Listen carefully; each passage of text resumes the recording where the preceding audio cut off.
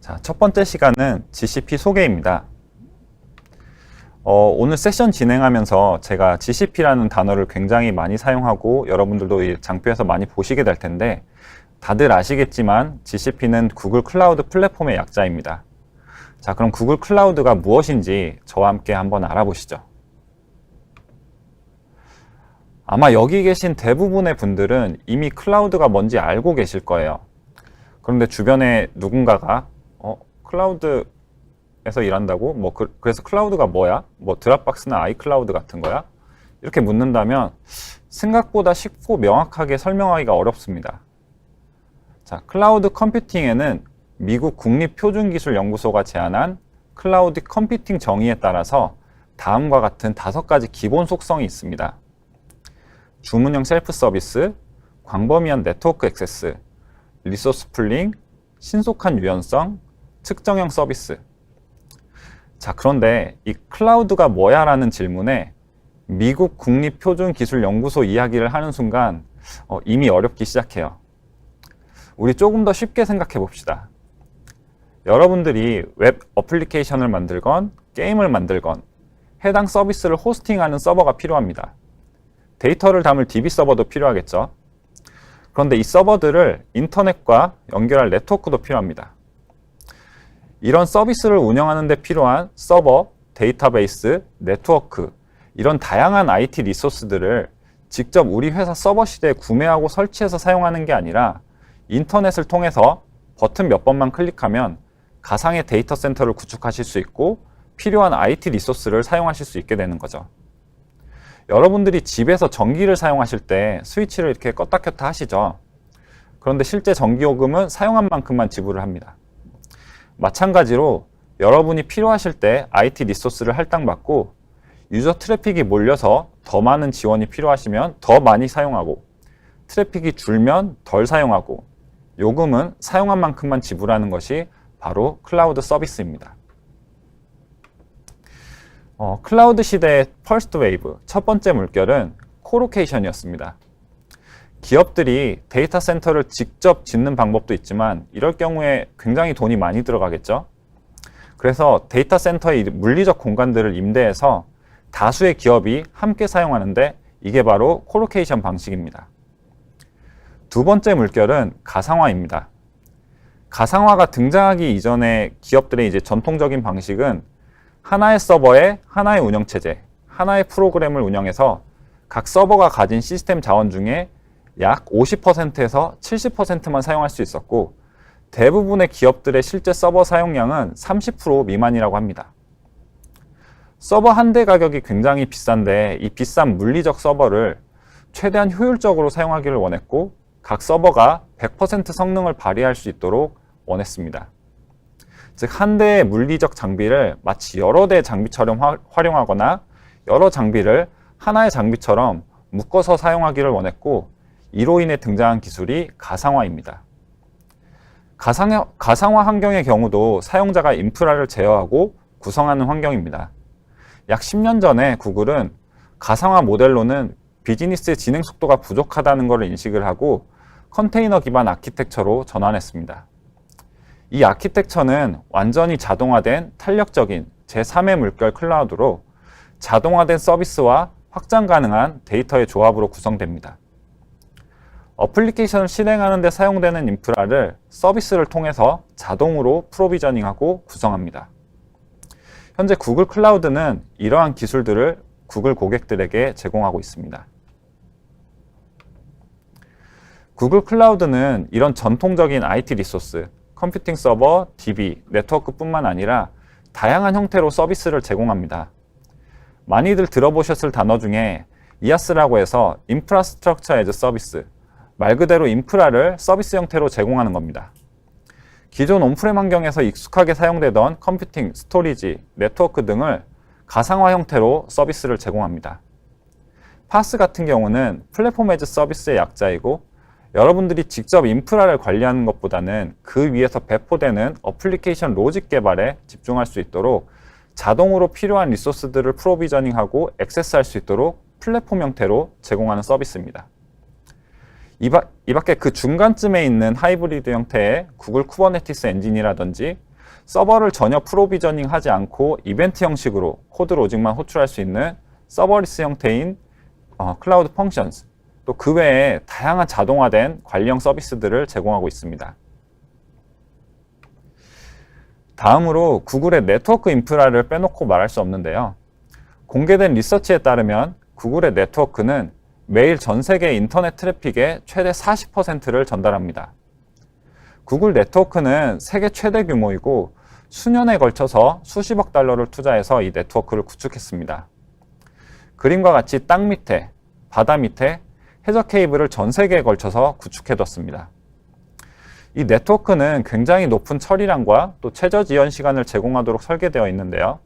전 세계적으로 90개가 넘는 인터넷 익스체인지 및 140개가 넘는 네트워크 엣지 접속 지점에서 상호 연결됩니다.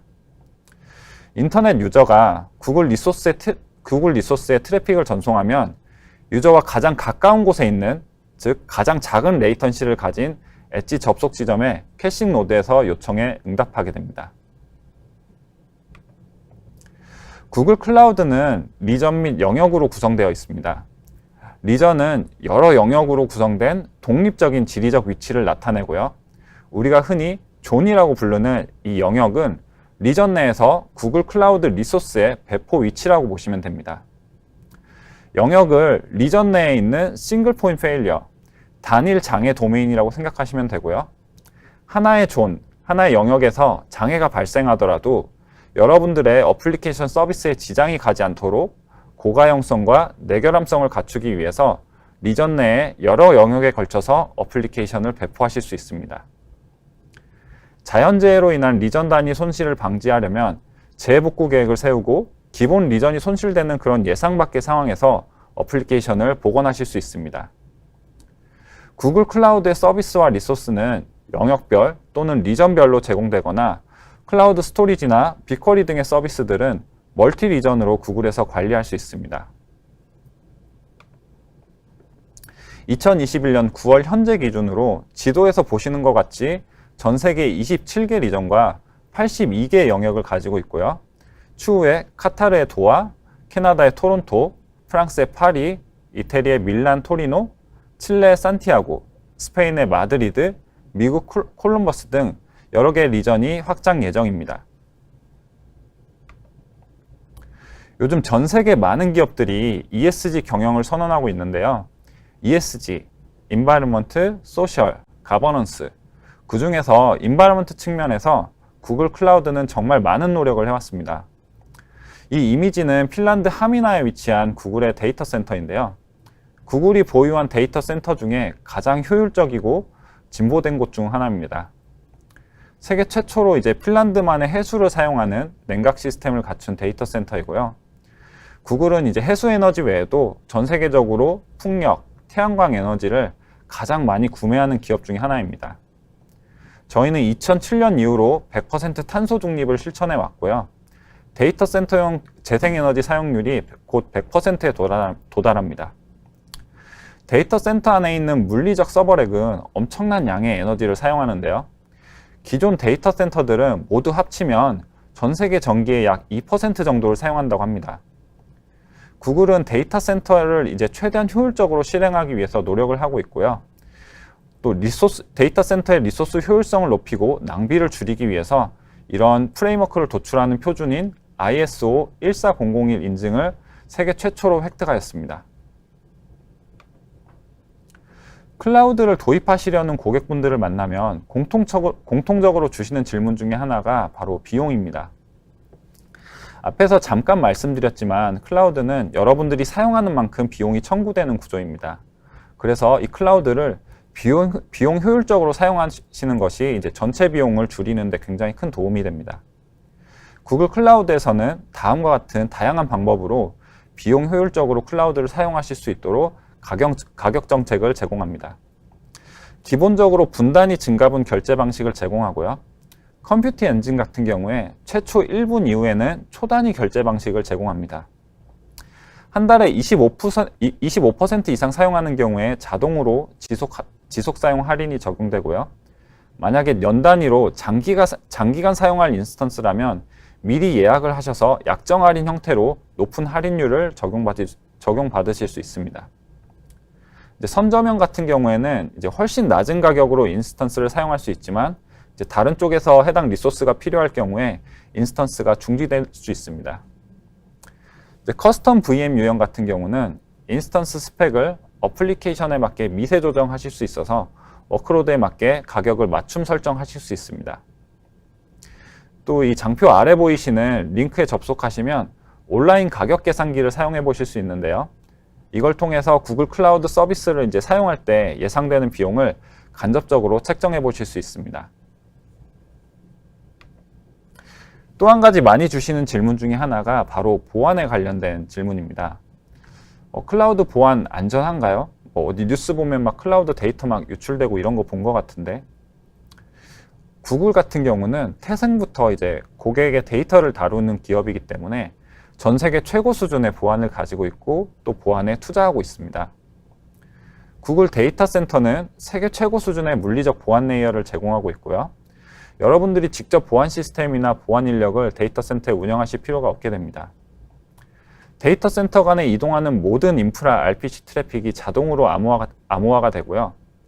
또 구글이 제공하는 중앙 ID 서비스는 일반적으로 유저네임이나 패스워드만 요청하는 게 아니라 이전에 동일한 기기에서 접속했는지 또는 비슷한 위치에서 로그인했는지 이런 여러 가지 요소들에 기반해서 지능적으로 사용자에게 추가 정보를 제공하도록 요청합니다. 또 하드웨어 보안키나 모바일을 통한 투스텝 인증 기능도 제공하고 있고요.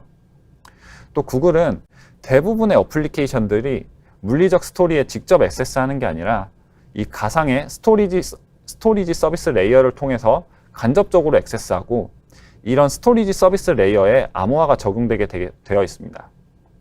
또 하드 드라이브, SSD에 또 하드웨어 암호화도 지원하고 있고요. 또 구글은 굉장히 큰 인프라를 가지고 있기 때문에 이 인프라의 규모 덕분에 디도스 공격에 간단하게 대응할 수가 있습니다. 구글 프론트엔드를 통해서 멀티레이어 디도스 보호 체계를 갖출 수도 있고요. 또 운영 보안 측면에서 침입 감지 시스템이나 내부 위험 최소화 기술 등 다양한 보안 기능들을 제공하고 있습니다. 구글 클라우드를 사용하시면 이런 최고 수준의 보안을 고객분들의 어플리케이션 운영 환경에 적용할 수 있게 됩니다.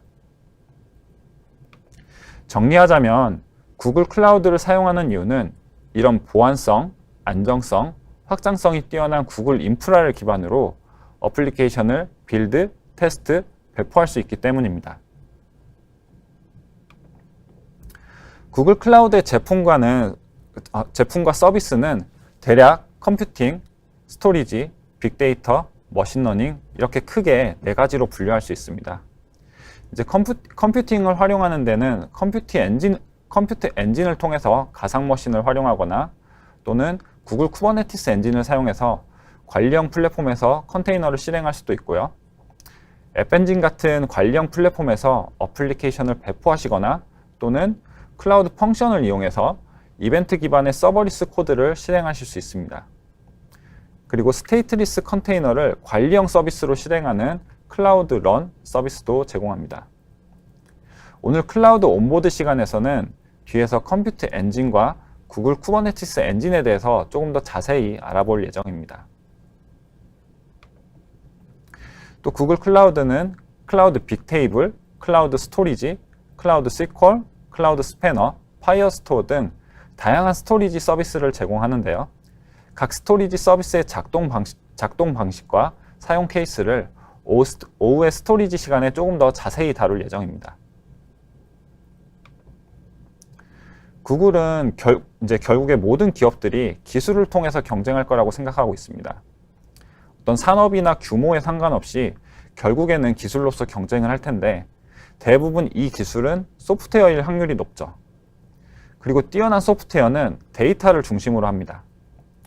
그래서 저희는 모든 기업은 이미 데이터 기업이거나 앞으로 데이터 기업이 될 것이라고 생각하고 있습니다. 이렇게 데이터가 중요해진 시대에 구글 클라우드는 대규모 데이터를 관리하고 여기서 가치를 획득하기 위한 다양한 서비스를 제공합니다. 바로 오늘 마지막 시간에 자세히 알아볼 빅데이터와 머신러닝 관련 서비스입니다.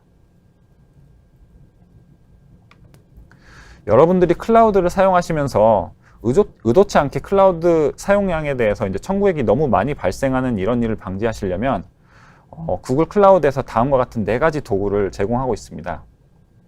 첫 번째, 예산 및 알림, 그리고 결제 내보내기, 보고서, 할당량, 이렇게 4가지 도구를 제공하고 있는데요. 제일 먼저 예산 및 알림을 살펴보겠습니다. 이제 결제 계정이나 프로젝트 수준에서 여러분들이 예산을 정의하실 수가 있습니다. 이 예산은 고정된 한도나 또는 이제 전월에 지출한 이제 금액 비율로 책정을 하실 수가 있는데요. 이 비용이 예산 한도에 가까워질 때 이렇게 알림을 받으실 수가 있습니다. 예를 들어서 예산 한도가 2만 불이고 알림을 90%로 설정을 했다면 비용이 이제 18,000불에 도달할 때쯤에 이제 알람을 받게 됩니다. 이 알림은 일반적으로 50%, 90%, 100%로 이제 설정할 수 있지만 맞춤 설정하실 수도 있습니다. 또 결제 내보내기 기능을 사용하시면 이 빅쿼리 데이터 세트나 클라우드 스토리지 버켓 같이 좀 더 세부적인 분석을 위해서 쉽게 검색할 수 있는 위치에 여러분들의 그 자세한 결제 정보를 저장하실 수 있습니다. 또 클라우드 콘솔을 통해서 여러분들이 프로젝트나 서비스를 기반으로 이렇게 지출을 모니터링 하실 수 있는 보고서 기능도 제공하고 있습니다. 구글 클라우드는 또 이제 쿼터스, 이제 할당량이라는 거를 적용을 하는데요.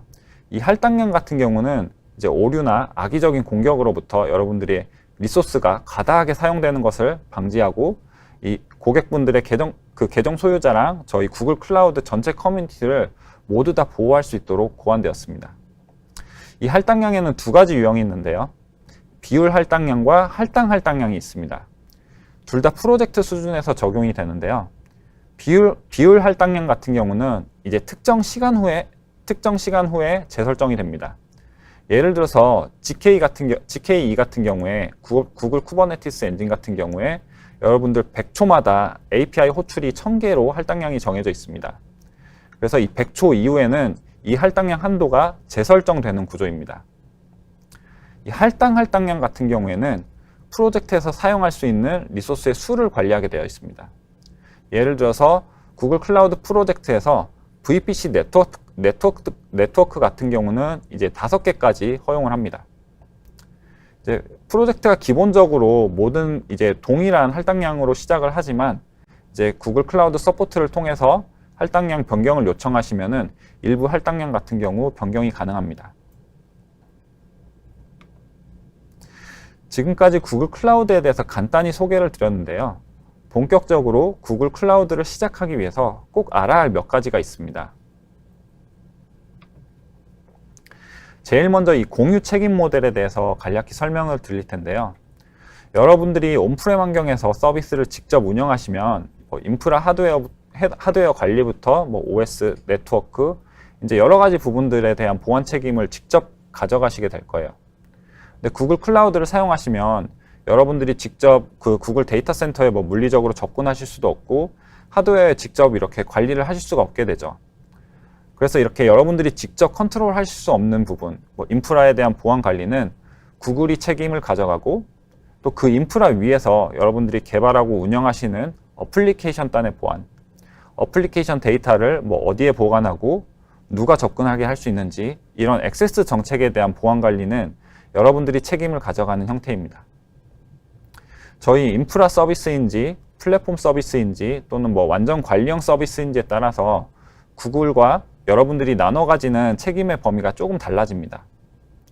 쉽게 생각하시면 여러분들이 컨트롤 하실 수 없는 범위의 보안, 이 부분은 고객분들이 관리의 책임을 가져가시는 거고, 컨트롤 하실 수 없는 범위의 보안 관리 책임은 구글이 가져간다고 보시면 되겠습니다. 또 구글 클라우드에는 리소스 계층 구조라는 개념이 있는데요. 저희가 가상 머신이나 클라우드 스토리지 버킷 같은 이제 구글 클라우드의 모든 리소스들은 프로젝트 단위로 구성이 됩니다. 그리고 이 프로젝트는 폴더라는 논리적 개념으로 그룹핑 하실 수가 있으세요. 하나의 폴더에 여러 개의 프로젝트들을 담으실 수 있고요. 또 폴더 하위에 다른 폴더를 생성하실 수도 있습니다. 그리고 이 폴더와 프로젝트 가장 상위의 루트 노드에는 조직 노드가 위치하게 됩니다. 보통 여러분들 회사 도메인에 조직 노드를 만들고 부서별로 하이 폴더들을 만들고 그 밑에 팀 폴더라든지 제품 폴더라든지 이런 식으로 조직 구조에 따라 리소스를 그룹화하기 위해서 사용됩니다. 이 조직, 폴더, 프로젝트단에 이제 조직 정책이나 또는 뒤에서 설명드릴 IAM 역할 같은 것들을 부여하실 수 있어서 특정 팀에게 이제 어플리케이션 운영 환경 또는 개발 환경, 해당 프로젝트에 접근 권한을 준다든지 보안팀에게 전체 프로젝트에 이제 로그 뷰어 권한을 준다든지 이런 액세스 권한을 조직 구조 단위로 부여하실 수가 있게 됩니다. 그리고 계층 구조 위에서 상위에서 부여한 이런 정책은 하위 노드로 자동으로 상속되게 됩니다. 자, 그럼 IAM이 무엇이냐?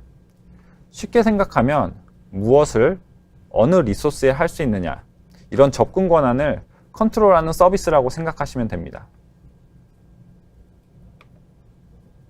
이 누가에는 이 4가지 유형이 있는데요.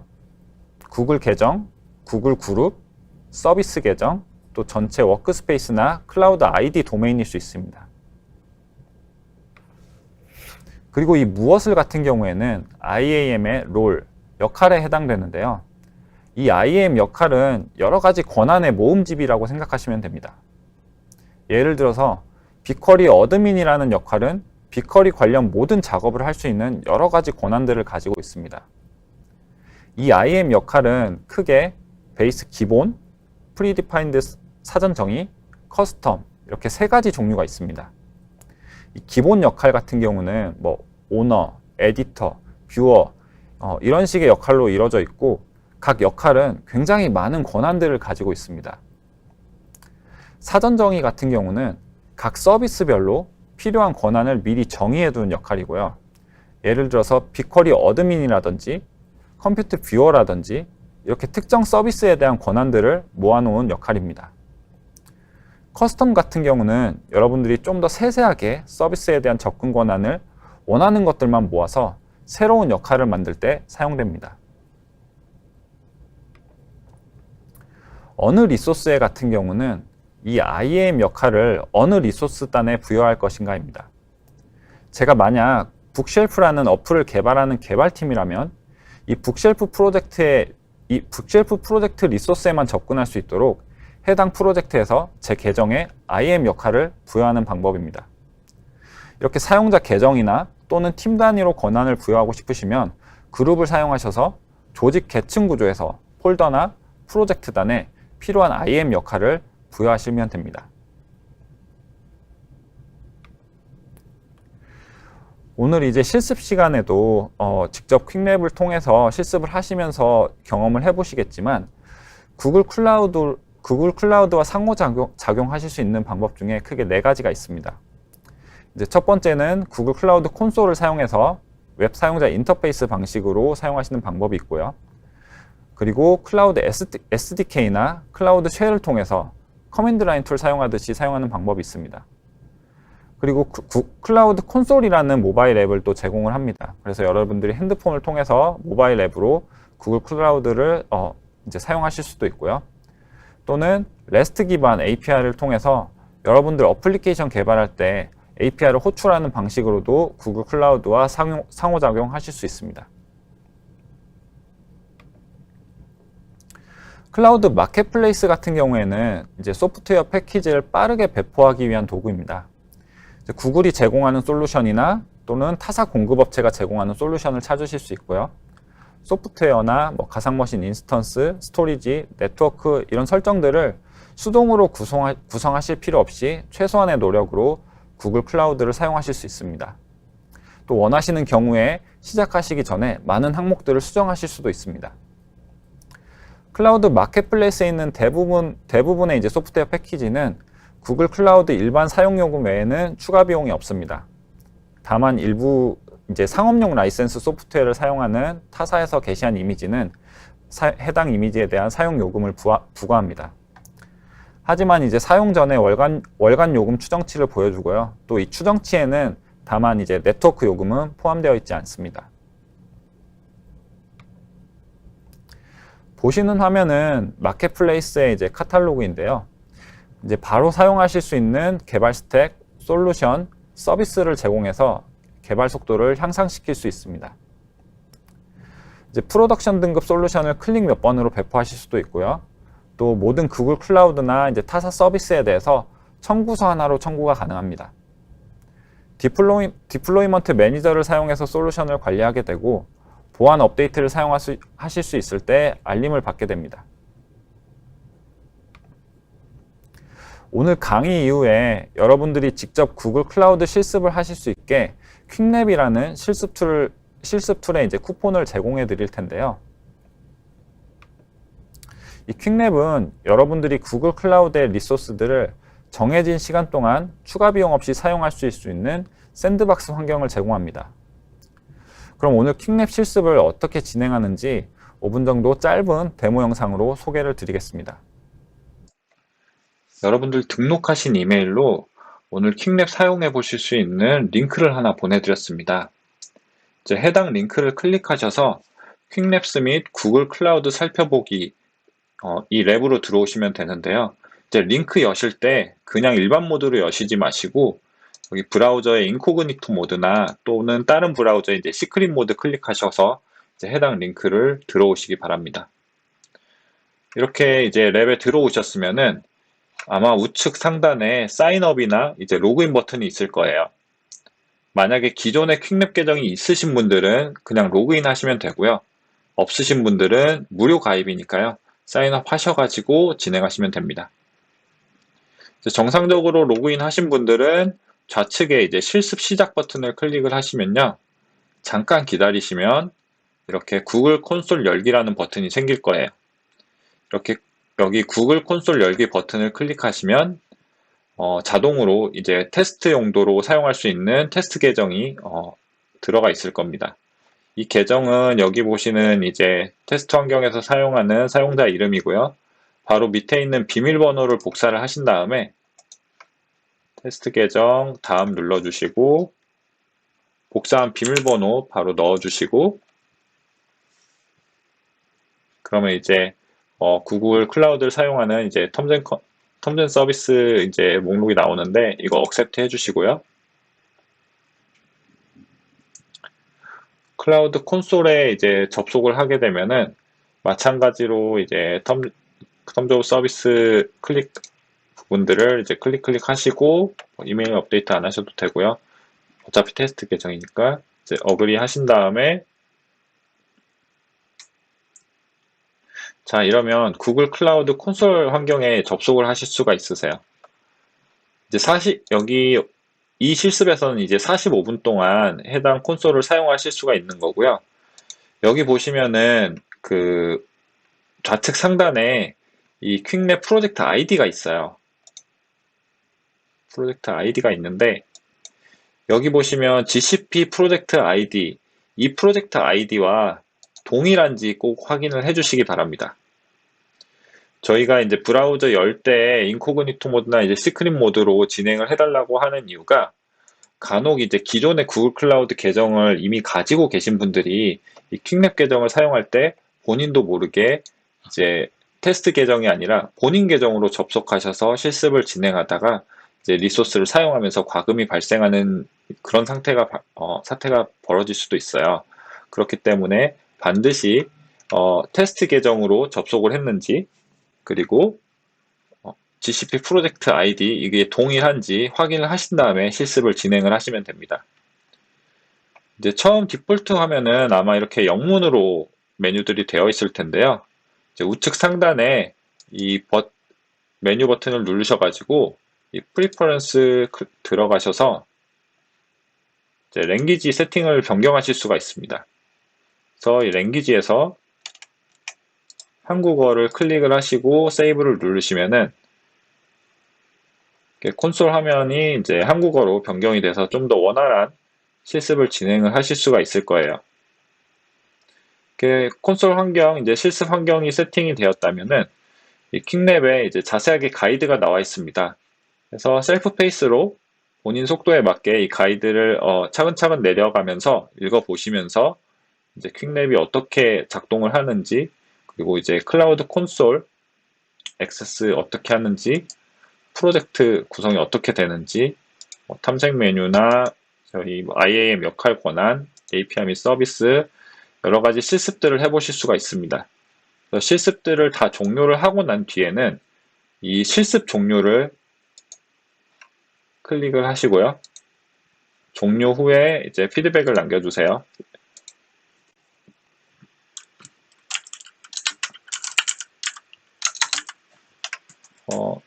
제가 이미 전에 피드백을 남겨놔서 따로 제출은 되지 않는데, 네.